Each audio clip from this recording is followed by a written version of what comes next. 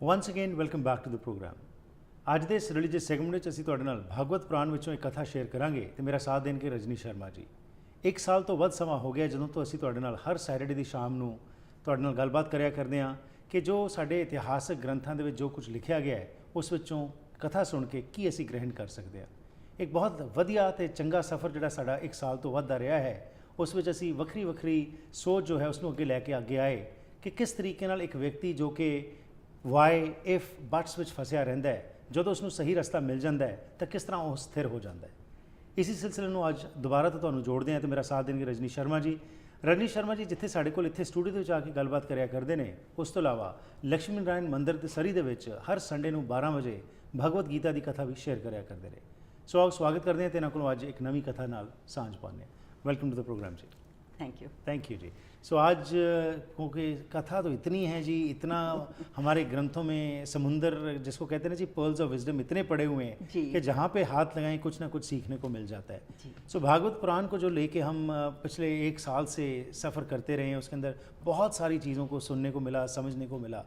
तो आज क्योंकि हम एक तरह का फैग एंड की तरफ पहुंच रहे हैं जी, इसके बाद जी एंड तो है नहीं, बिल्कुल जी एंड तो है नहीं जी, लेकिन इस प्रोग्राम के अंदर इसके ऊपर हम एंड करने जा रहे हैं। तो ये हमारा सेकंड लास्ट प्रोग्राम है। तो आज एक चाहेंगे और कथा जो है जो आप समझते हैं जो काफ़ी इम्पोर्टेंट है, क्योंकि इम्पोर्टेंट तो सारी हैं लेकिन कुछ ना कुछ जिससे हम ज़्यादा सीख सकते हैं उसके बारे में बताइए जी। जी हरप्रीत जी, एक्चुअली ऐसा है कि जिस वक्त मैंने ये भागवत आप लोगों को सुनानी शुरू की थी यहाँ पे, तो मैंने कोई एक ऑर्डर नहीं लिया था कि कौन सा अध्याय पहले या पीछे। तो जिस वक्त भगवान कृष्ण के प्रेम की कथाएं जो हैं वो शुकदेव मुनि ने राजा परीक्षित को सुनाई, तो वो भागवत पुराण का 10वां स्कंद है जिसमें ये सब कथाएं सुनाई गई। तो उसके बाद जो 11वें स्कंद की कथा है उसमें उन्होंने दिव्य प्रेम के बाद उनको अध्यात्म की और वैराग्य की बातें बताई जी।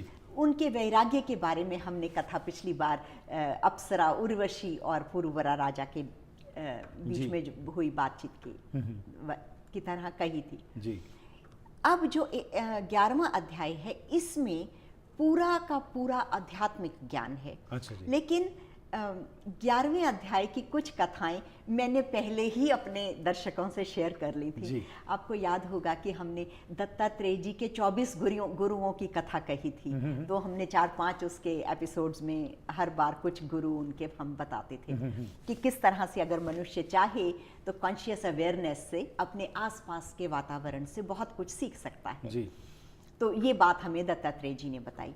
इसके बाद उद्धव ने भगवान से बहुत सारे प्रश्न किए थे, उसकी कथा भी हमने आपसे पहले कही। तो ये सारी कथाएं जो हैं वो 11 अध्याय में हैं, जो मोस्ट ऑफ देम हम लोगों ने पहले कर ली। तो काफ़ी जो ग्रंथ है वो हमने कवर करने की कोशिश की, लेकिन फिर भी मैं अपने सारे दर्शकों से यही कहूँगी कि we just scratch the surface. Oh, of course, yeah. ये इतना गूढ़, There's hardly any time to go delve much deeper into it, right? Deeper into it. लेकिन इसका मकसद ये है कि मन के अंदर एक थोड़ी प्रेरणा आए कि हम अपने इन साहित्य को, अपने इन ग्रंथों को we take the first hand knowledge, कि हम खुद से उनको पढ़ें। इस तरह से मन के अंदर प्रेरणा आए। बिल्कुल जी, सिर्फ सुनने तक सीमित ना रहे कि गुरुद्वारे मंदिरों में जाके सिर्फ सुन लें। आप ये कोशिश करें, यत्न करें जैसे आपने किया, क्योंकि आप कोई प्रोफेशनल प्रीचर नहीं है, लेकिन आपने भी जो कोशिश की अपने आप, शुरुआत से आपका इंटरेस्ट था इस तरफ, उसके बाद आपने और डीप जाना शुरू किया। तो starting has to begin from somewhere, कहीं ना कहीं से तो बिगिनिंग होती है। तो मैं ये समझता हूँ कि इस प्रोग्राम के ज़रिए एक बिगिनिंग है। अभी तो स्टार्टिंग जो है हो चुकी है, अब हर एक व्यक्ति ने अपने हिसाब से समा निकाल के अंदर डेल्व डीप करना है ताकि वो पर्ल्स ऑफ विजडम जो है उनको और मजबूत उनके ऊपर अपना हाथ रख सके। जी बिल्कुल, बहुत अच्छी बात ये कही आपने। तो अब हम जब लास्ट सरमन जो भगवान कृष्ण ने दिया है वो उद्धव को दिया। उद्धव उनके परम मित्र थे और अपनी विभूतियों के दौरान एक जगह भागवत पुराण में ही भगवान ने कहा कि अपने प्रेमी भक्तों में मैं उद्धव हूँ जी। तो उद्धव जो है वो एक तरह का भगवान का ही रूप है। तो अब जो भगवान है ये यदुवंश में इन्होंने जन्म लिया था। तो हमने पिछली बार उनकी रुक्मणी से विवाह की बात की। इसके अलावा भगवान ने की 8 पटरानियाँ थीं, तो उन सब के विवाहों की कथा भी उसमें है जी। दरअसल ये जो परम प्रकृति है या परम पुरुष है, इसकी जो प्रकृति है वो उसको अष्टधा पृथ्वी प्रकृति का कहते हैं। अष्टधा कैसे कि जल, पृथ्वी, वायु, आकाश, अग्नि के ये 5 तत्व और मन, बुद्धि, अहंकार, इन 8 से मिलकर ये प्रकृति बनती है। तो पर्सोनिफिकेशन करके इनको कहा कि ये भगवान की 8 पटरानियां हैं, ऐसे आप समझें। इनके द्वारा वो परम पुरुष इन 8 प्रकृति के द्वारा जो है अपना राजकाज या अपना परिवार चलाते हैं। तो उस प्रकृति से बहुत सारे जो हैं उनके संतान भी उत्पन्न हुई। तो वो यदुवंशी सब राजा थे। लेकिन क्योंकि भगवान किसी से भी जुड़े नहीं, उनकी जो बातें हैं, उनके जो ये सभी लीलाएं थी बड़ी दिव्य थी, तो उनको किसी के प्रति आसक्ति नहीं है, चाहे वो पुत्र है या पत्नी है। तो अपने जाने से पहले उन्होंने देखा कि ये जो यदुवंशी राजा हैं भगवान की प्रेजेंस की वजह से बहुत ऐश्वर्यशाली तो हो गए, लेकिन धीरे धीरे जो है वो अगर वैराग्य संपन्न ना हो तो फिर क्या होता है, मन के अंदर एक उन्मत्तता आ जाती है और आप अपने से बड़ा किसी को समझते नहीं, तो एक श्रेष्ठता का अभिमान आ जाता है। तो अहंकार में जो है वो भगवान ने सोचा कि ये तो पृथ्वी पर एक भार के तरीके हो जाएंगे, तो मैं अपने जाने से पहले यदुवंश के इन जो जितने भी राजा हैं वो मेरा वंश भी नष्ट हो जाए। ठीक है। तो ये एक बड़ी इम्पोर्टेंट बात है कि भगवान जाने से पहले खुद ही उन्होंने अपनी जो सृष्टि थी वो समेट ली। तो बड़ी सुंदर इसकी कथा है, हमारे पास वक्त नहीं है कि किस तरह से भगवान ने इस तरीके से जो घटनाक्रम होता है कि सभी यदुवंशी राजा मदिरा पी के आपस में ही एक दूसरे से लड़के तो वो खत्म हो जाते हैं। और उसके बाद जो भगवान के साथ में आए बलराम, उन्होंने भी समुद्र के पास जाके योग अभ्यास करके, योग अग्नि प्रज्वलित करके अपने शरीर को उन्होंने लीन कर लिया अग्नि में। उसके बाद अब भगवान कृष्ण का आया कि मुझे भी अब ये प्लैनेट छोड़ के जाना है। उन्होंने उद्धव से बात कही, उद्धव तो एकदम रोने लग पड़े, भाव विवल हो गए और भगवान से कहने लगे आप मुझे भी अपने साथ लेके चले।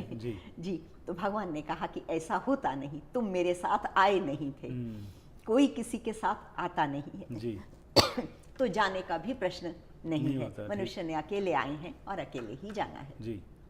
लेकिन जाने से पहले भगवान ने बहुत ही सुंदर भक्ति, कर्म, ज्ञान, इन पूरे तीनों मार्गों का कि ज्ञान योग से, कर्म योग से, भक्ति योग से किस तरह से किसी एक को साध के मनुष्य अपना परम कल्याण कर सकता है, इसका बड़ा सुंदर डीप जो है जिसको कहना चाहिए डिस्क्रिप्शन, डीप डिस्क्रिप्शन भगवान ने उद्धव को दी।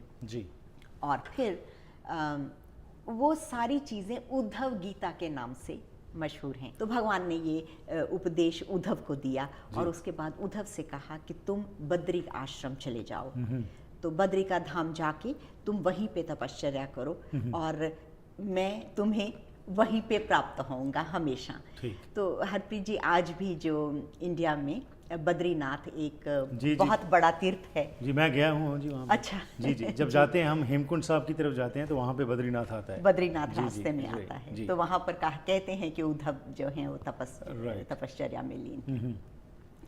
तो उसके बाद भगवान ने ये सोचा कि अब मुझे भी अपनी लीला समेटनी चाहिए।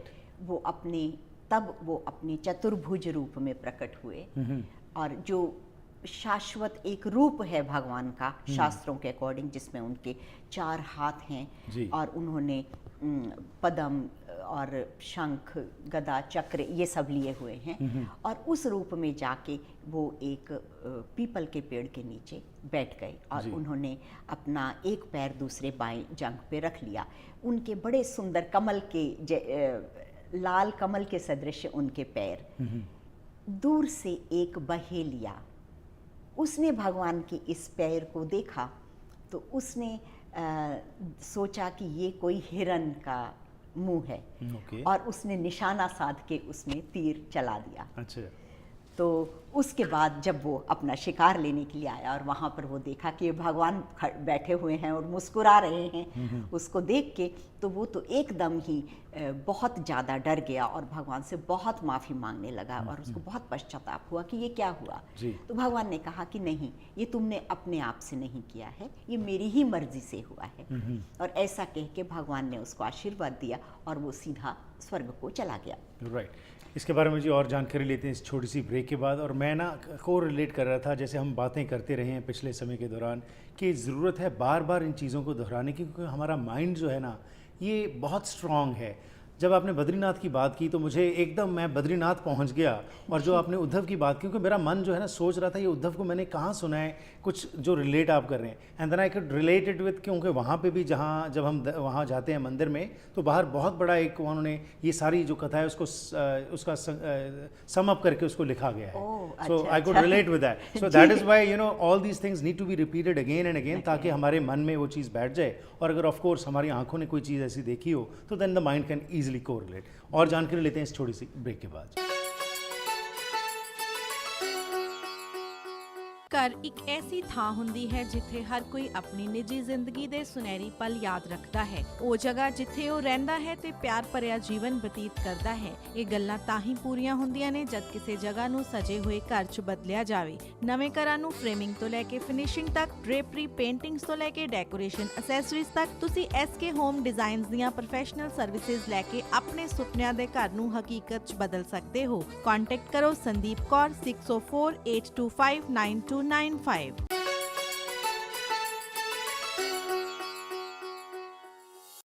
ਸਵਾਗਤ ਹੈ ਜੀ ਇੱਕ ਵਾਰ ਫਿਰ ਆਪ ਸਭ ਦਾ ਅੱਜ ਦੇ ਇਸ ਪ੍ਰੋਗਰਾਮ ਦੇ ਵਿੱਚ।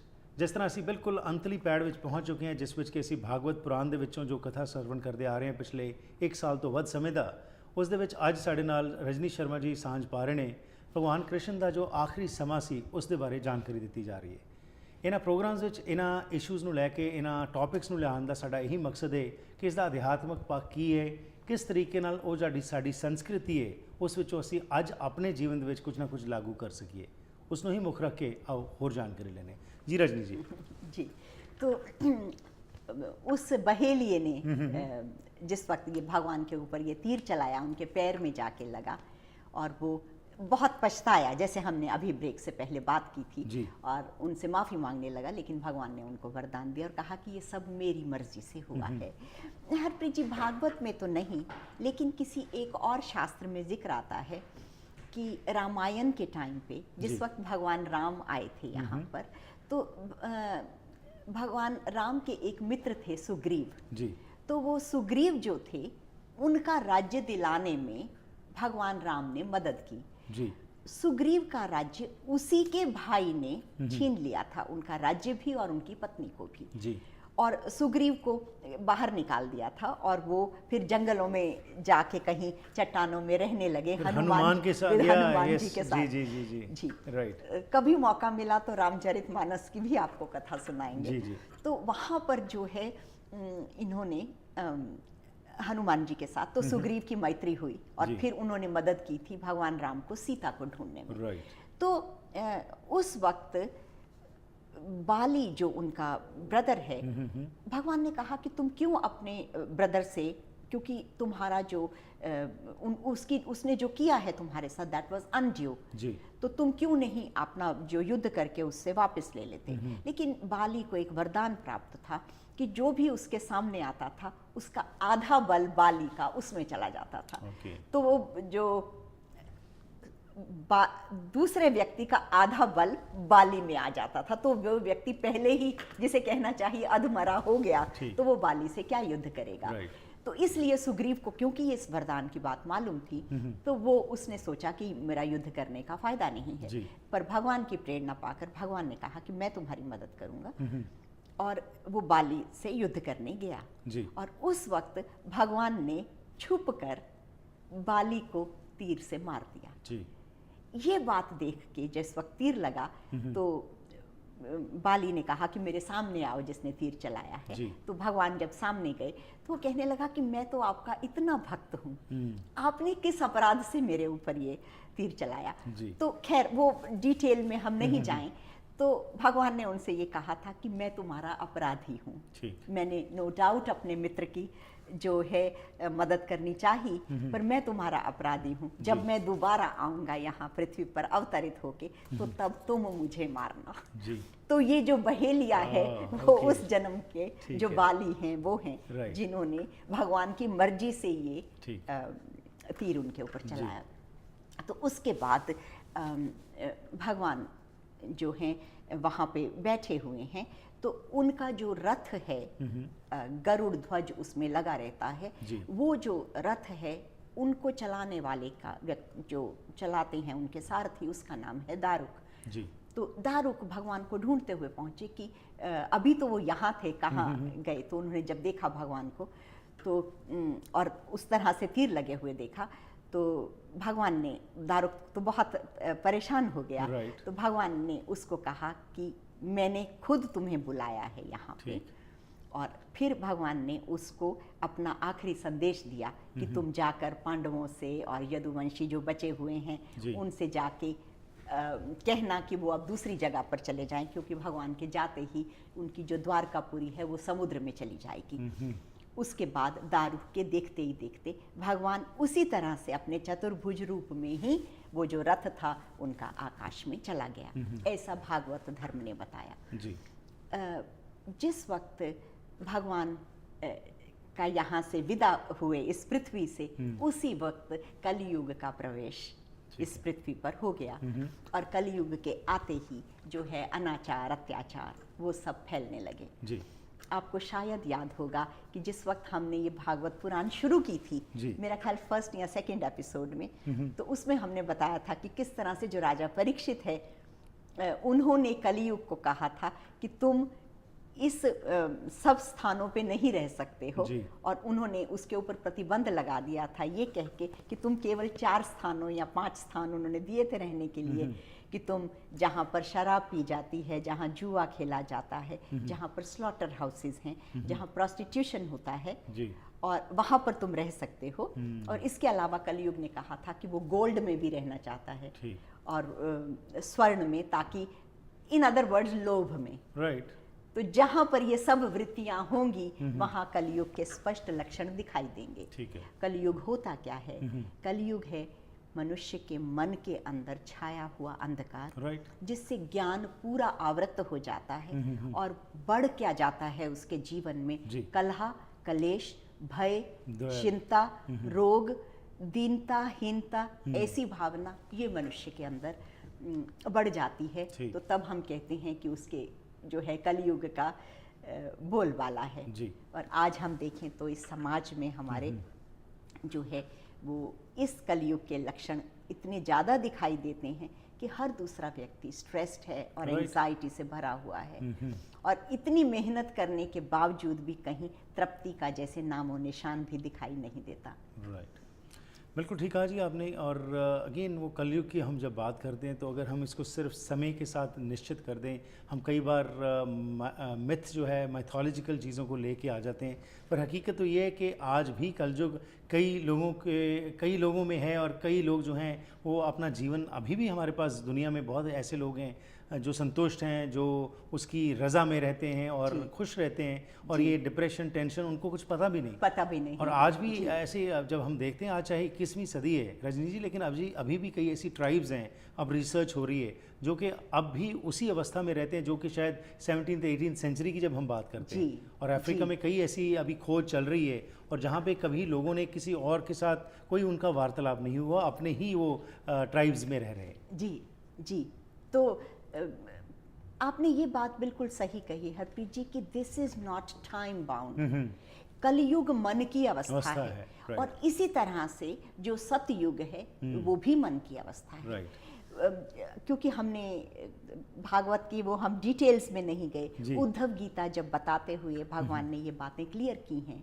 उन्होंने कहा कि जब मनुष्य के अंदर सत्व गुण की प्रधानता होती है, जब ज्ञान, वैराग्य उसके मन में और भक्ति और प्रेम इनका उदय होता है, तो सतयुग की तरह ही उसके अंदर संतोष और जो है वो तृप्ति हो तृप्ति, जाती है। प्रसन्नता, राइट। ये और धैर्य, ये सब गुण आ जाते हैं। ठीक। अच्छा, उद्धव गीता का थोड़ा सा टच कर लें कि ये भगवान कृष्ण और उद्धव के बीच में जो वार्तालाप है उसको उद्धव गीता कहते हैं। उद्धव गीता कहते हैं। हरप्रीत जी, मेन बात ये है कि गीता है क्या। जी। जिस वक्त भी कोई ब्रह्म ज्ञान को प्राप्त हुए व्यक्ति अपने शिष्य को ब्रह्म ज्ञान कैसे उसको किस तरह से प्राप्त किया जाए इस बारे में उपदेश देते हैं, उसे गीता कहा। ठीक है। तो आप देखें कि जो भगवत गीता है उसमें भी भगवान ने ब्रह्म ज्ञान दिया, और इसी तरह से उद्धव गीता में भी। इवन रामायण में जी कई जगह ब्रह्म ज्ञान का उपदेश आया, 7 जगह। Right. तो मानस गीता उसको कहा गया। ओके। तो इस तरह से कई तरह की गीता है हमारे पास। Right. पर फिर भी the most prominent one is Bhagavad Gita, जो भगवान कृष्ण ने अर्जुन को कही। सो उद्धव गीता जो है, क्या इसका भी मंदिरों में इसका किया जाता है जी? इसको प्रकाश किया जाता है? हरप्रीत जी, ऐसा है कि ये जो ग्रंथ हैं, जैसे उद्धव गीता है, इसके अलावा जो दत्तात्रेय जी हैं उनकी भी एक गीता है, उसको अवधूत गीता कहते हैं। ये जो हैं, क्योंकि ये बहुत, अब देखिए भागवत पुराण में भी 11वें एकादश स्कंद में जाके जब परीक्षित का मन इतनी स्थिति में आ गया, तब उसको रिवीलेशन किया। तो जो हमारे मंदिरों गुरुद्वारों में वहाँ इतनी जो गूढ़ बातें हैं उनके प्रवचन नहीं होते हैं। तो ये आपका कहना है कि थोड़ी डीप हैं, ये किसी अवस्था पे पहुंच के ही अगर अब हम इनको पढ़ना शुरू करें तो उसका ज़्यादा लाभ होगा। ज़्यादा लाभ होगा, या आपको कोई बताने वाले ऐसे मिल जाएं, तो फिर ये है कि वो उनकी चीज़ों की जो समझ है वो बड़ी क्लियर हो जाती है। मुझे मालूम नहीं कि आगे कैसे चलेगा, लेकिन अगर भविष्य में कभी मौका मिला तो उद्धव गीता और उपनिषद वगैरह इस तरह के सब्जेक्ट्स भी टच करेंगे। तो वो टच करेंगे, इसका मतलब आपने टच किए हुए हैं, आपका इंटरेस्ट जो है आप इनके अंदर आपने पढ़े हुए हैं। जी, बहुत खूब। चलिए, बहुत बढ़िया। आपका बहुत बहुत धन्यवाद जी, जो आपने ये सफ़र हमारे साथ शुरू किया था। आगे जो हमारा लास्ट एपिसोड होगा उसके अंदर हमने सारी बातें की उसको निचोड़ने की कोशिश करेंगे, और आस करते हैं कि ये जो हमने एपिसोड्स में बातें की है उसका लोग फ़ायदा लेंगे और अपने जीवन में परिवर्तन लेके आएंगे। इसका श्रेय जो है वो आपको जाता है, क्योंकि आपने ये इनिशिएटिव लिया और यहाँ पे आके आप हज़ारों ही लाखों ही लोगों तक आपने ये मैसेज पहुँचाया। Thank you very much for your time. Harpreet ji, ये मेरा नहीं है, ये भगवान की कृपा है। शुक्रिया जी। इस दिन नाल करते हैं जी अज दे इस प्रोग्राम की इत्थे ही समाप्ति। फीडबैक लिए 604 603 7555 ते फोन कर सकते हो। रजनी शर्मा जी नाल गलबात करनी होए तो 604 594 9806 ते फोन कर सकते हो। इस तो इलावा जिथे तुसी यूट्यूब ते इन्हों दोबारा सुन सकते हो, नाल ही लक्ष्मी नारायण मंदिर दे विच हर संडे नूं 12 बजे ये भगवत गीता की कथा कर रहे हैं, उत्थे भी जाके तुसी शामिल हो सकते हो। सो करते हैं प्रोग्राम की इत्थे ही समाप्ति, फिर मुलाकात होएगी, तब तक गुड बाय।